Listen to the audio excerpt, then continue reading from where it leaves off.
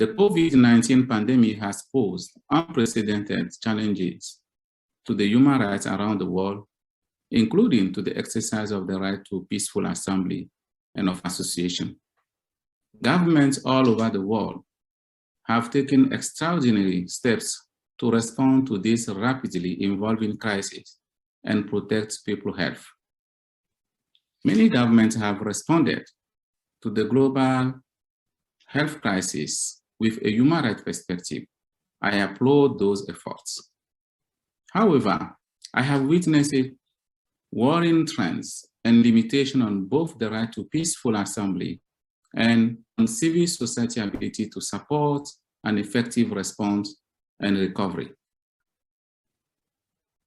We are seeing the most comprehensive rollback of civic freedoms since the end of the Cold War, including crackdown on protests, anti-injury law, killing and criminalization of human rights defenders, journalists, and trade union leaders, and the stigmatization and intimidation against civil society leaders.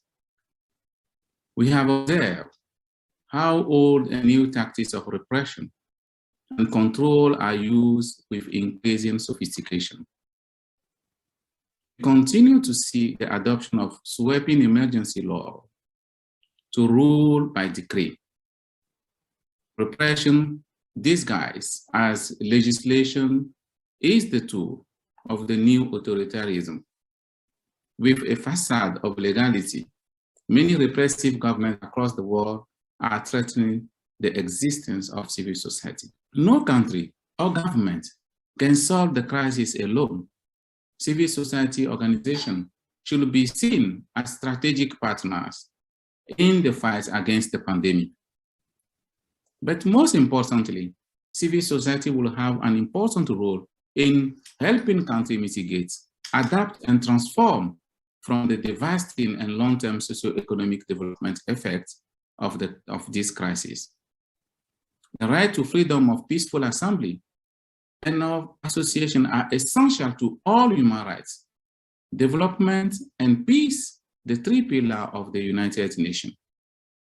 They are crucial for democracy and the tool that empower ordinary people and those at the margin of society to transform the world around them, to defend their rights and shape their future.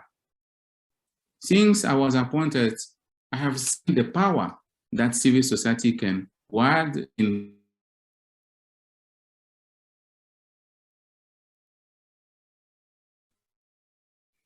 from its establishment over 10 years ago.